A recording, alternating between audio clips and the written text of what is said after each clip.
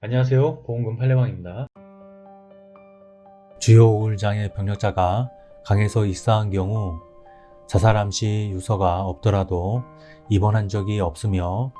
차키와 신분증을 차에 보관해 두었고 불리하게 감정되었다면 자살보험금은 면책인지 여부에 대하여 서울남부지법 2022 가단 218947호 토대로 명확히 살펴보도록 하겠습니다.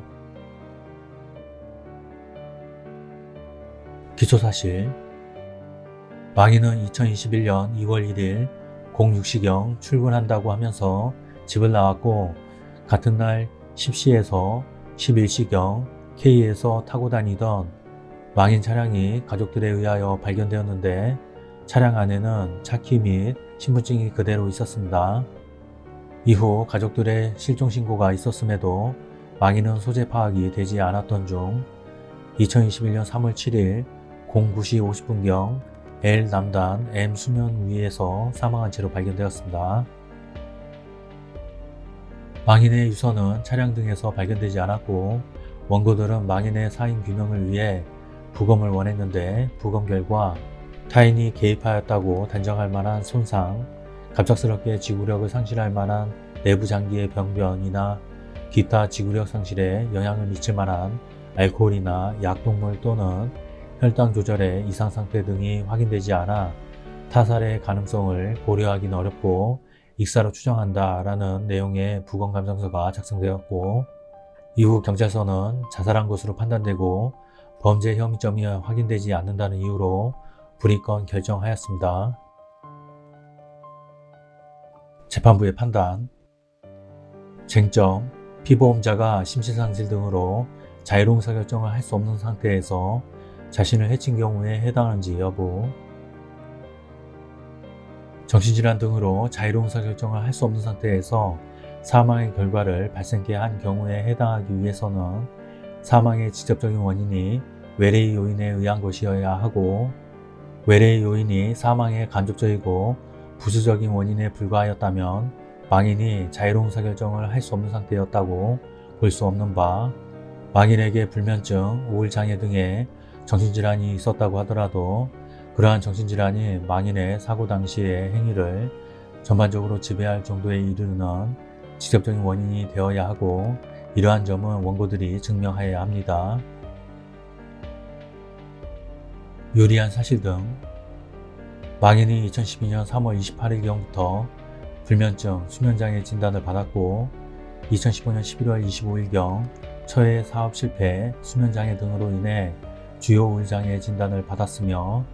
불면증 등 진단 무렵부터 실종 이전까지 통원 치료를 받으면서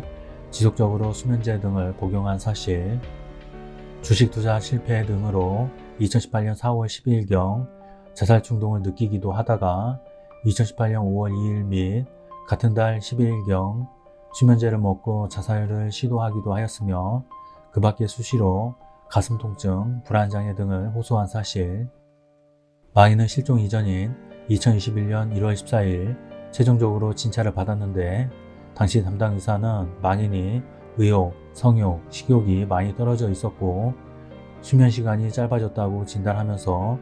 낮 시간에 약물 치료를 위해 졸피신, 트리티코 등을 처방한 사실, 부검 감정서에는 망인의 말초 혈액과 심장 혈액 및 위 내용물에서 졸피뎀 및 트라조돈이 검출되었다는 내용이 기재되어 있는 사실, 감정인은 2021년 1월 14일 무렵 우울 증상 악화를 경험하였다고 추정할 수 있음. 우울 증상 악화 및 과거의 자살 시도는 자살의 위험 인자 중 가장 중요한 것으로 실종 당시 망인은 보통보다 높은 자살 위험에 노출된 상태였다고 볼 수 있음. 중증 우울증 환자에게 그 증상이 심각해진 경우 정상적 인식 능력이나 행위 선택 능력이 저하된 상태에서 자살에 이르게 될 가능성이 있으며 망인도 같은 관점에서 그럴 가능성이 존재한다고 볼 수 있음이라는 내용의 감정 결과를 작성한 사실을 각 인정할 수 있습니다. 그러나 위에서 인정한 사실들과 원고들이 제출한 증거만으로는 망인이 이 사건 사고 당시 자유로운 의사결정을 할 수 없는 상태에서 자살하였다고 인정하기 어렵고 달리 이를 인정할 증거가 없습니다. 상세한 이유는 다음과 같습니다. 불리한 사실 등. 비록 망인이 수면장애, 우울증 등을 앓고 있었지만 이 사건 사고 무렵 아들 원고 B와 같은 현장에서 건설 중개업을 하면서 소득이나 재산 상태, 원고들과의 가족관계 등에 특별히 문제가 있었던 것으로 보이지 않고 이 사건 사고 이전에 평소 자살을 암시하는 표현 내지 행동을 하거나 유서 등을 작성한 것으로도 보이지 않아 실종 무렵부터 사망 시까지 망인의 행적을 확인할 수도 없는 상태에서 이 사건 사고 당시 망인의 행위선택 능력의 저하 여부 및 정도 등을 정확히 판단하는 것 자체가 쉽지 않습니다. 우울증이 있는 사람이 자살을 할 경우 그로 인한 우울감, 절망감, 비관적 사고 등이 부정적인 인지 왜곡을 일으켜 자살 시도 당시 판단력에 부정적인 영향을 미칠 수 있지만 우울증이 있다는 사정만으로 자유로운 의사결정을 할 수 없는 상태라고 단정할 수도 없습니다. 망인이 2012년 3월 28일경부터 불면증, 수면장애 진단을 2015년 11월 25일경 주요 우울장애 진단을 받고 실종 이전까지 계속해서 약물치료를 받기는 하였으나